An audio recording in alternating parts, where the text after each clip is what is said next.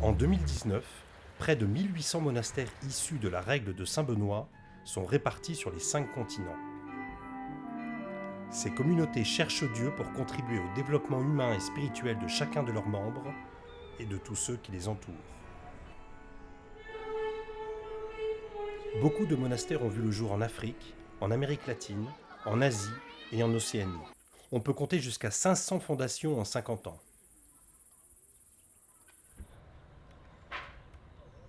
L'Association des Amis des monastères à travers le monde soutient activement ce mouvement en participant au financement et au suivi de nombreux projets de ces communautés par le biais de l'Alliance intermonastère. am na foofu benn kii bu ñu tabax.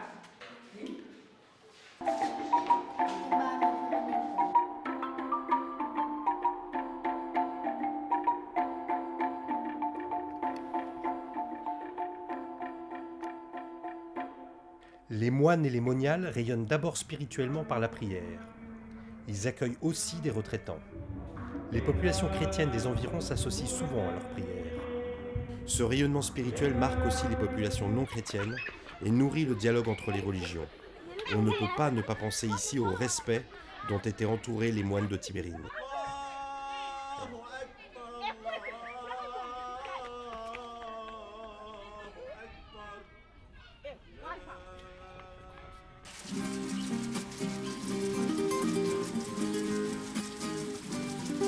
Les monastères ont aussi des activités économiques, créatrices d'emplois comme à Séguéia, où les moines produisent 50 tonnes par an d'ananas qui sont acheminés puis vendus ensuite à Conakry. Le rayonnement commence parfois par la construction d'un puits, comme celui creusé par les moniales de Sainte-Agathe à Lolo au Tchad, ou celui offert par les moines de Séguéia à leurs voisins villageois.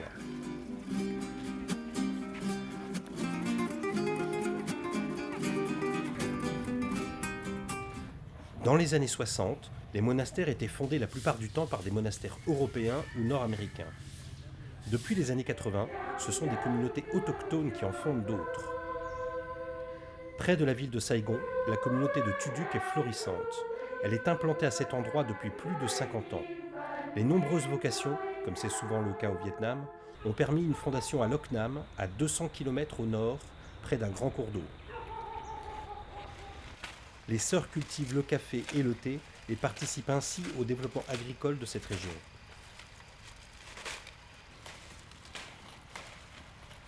La communauté de Loc Nam est bien insérée. Les chrétiens alentours se rassemblent volontiers au monastère pour la messe quotidienne.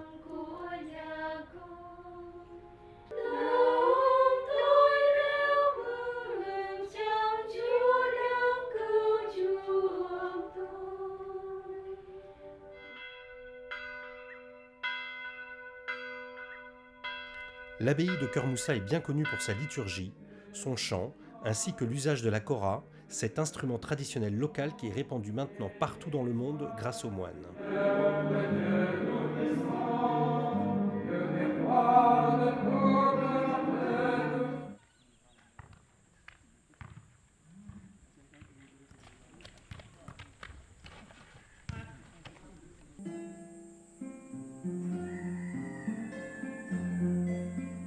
La fondation de Séguéia reste fragile, avec une dizaine de membres. Mais l'investissement de la part des moines dans le développement agricole de cette zone de pauvreté est très remarquable et donne à la population un espoir de développement. Après, je viendrai. Ça vous permet de vivre, c'est-à-dire de payer l'école des enfants, habillement, manger. Est-ce que vous arrivez à avoir ça? Oui.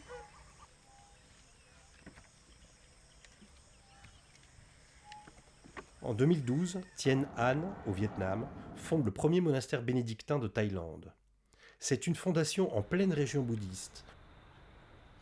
Une telle communauté peut jouer un rôle positif dans le dialogue interreligieux, un peu comme à Tuduk au Vietnam. Pour l'instant, il reste encore beaucoup à faire pour qu'elle trouve bien sa place et se développe dans un pays où les chrétiens sont très peu nombreux.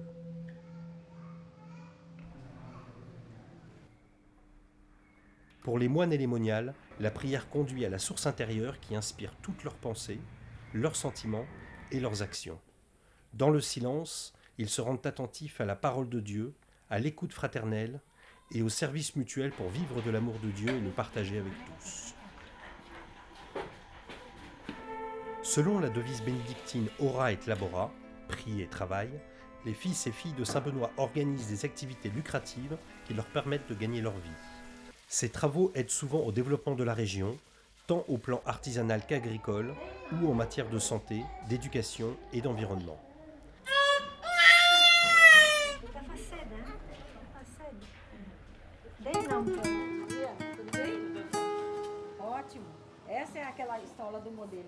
C'est le cas par exemple du Brésil, dans une favela de Salvador de Bahia, où les bénédictines du Mosteiro do Salvador ont engagé un travail social remarquable.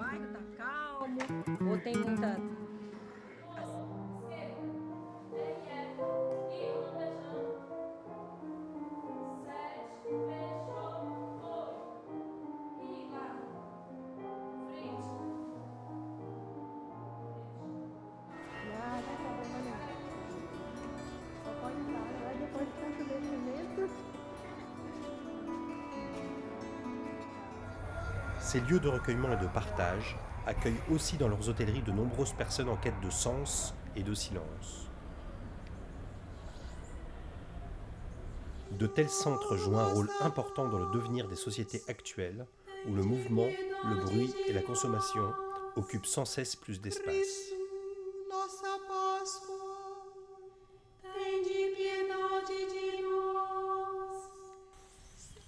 Les monastères sont comme des oasis où il fait bon venir se poser et recevoir une énergie renouvelée. Le monde à venir en a vraiment besoin.